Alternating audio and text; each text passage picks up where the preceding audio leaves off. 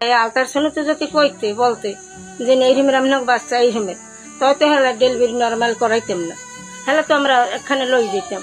সুস্থতার পর দায়ী আসছে, দায়ী আসার পর ডেলিভারি ব্যথা উঠছে, দায়ী অলরেডি আমরা ডেলিভারি করছে অলরেডি। করার পর আমরা দায়ী ওই অবস্থা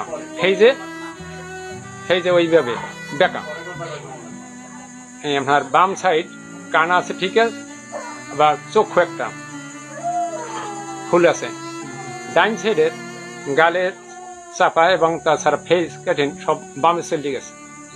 এই অবস্থা দেখে দায়ী আপনার একটু ভয় পাইছে। আগামীকালে আল্লাহ দিলে ডাক্তার নিয়ে যাবো বরিশাল।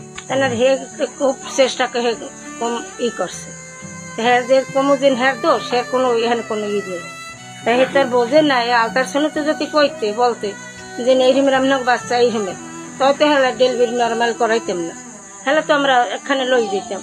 এনে যে নাচে যাই যে দায়িত্ব ধরছে এনে দায়িত্ব ছাড়িয়েও যেতে পারে না। এই অবস্থা দে হে তো পেরের ভিতরে তার দেহে নেই, হে বাইরে পড়তে এইরকম পাইছে।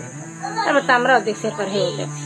2টার দিকে জন্মগ্রহণ করছেন, হওয়ার পরে এই জিনিসটা দেখা গেছে। এখন কোনো করা যায় না। আগামীকালকে আমরা বরিশাল সাগরদী হাসপাতাল নিয়ে যাব। সমস্যাটা আলামতটা হয়েছে এই ডাইন সাইডটা পুরা বাড়তি এবং মুখ টুক বাঁকা হয়ে গেছে, নাক মুখ সব বাঁকা, চোখ ডাইন চোখ দেখা যায় না, বাম চোখটা একটু মিট করে, এই অবস্থায় এখন আছে।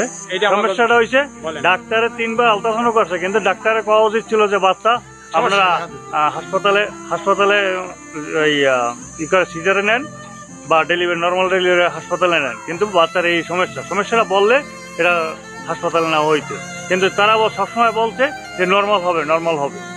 নর্মালের জন্য এই জন্য বাড়িতে বৈশা এই এলাকার দায়ী।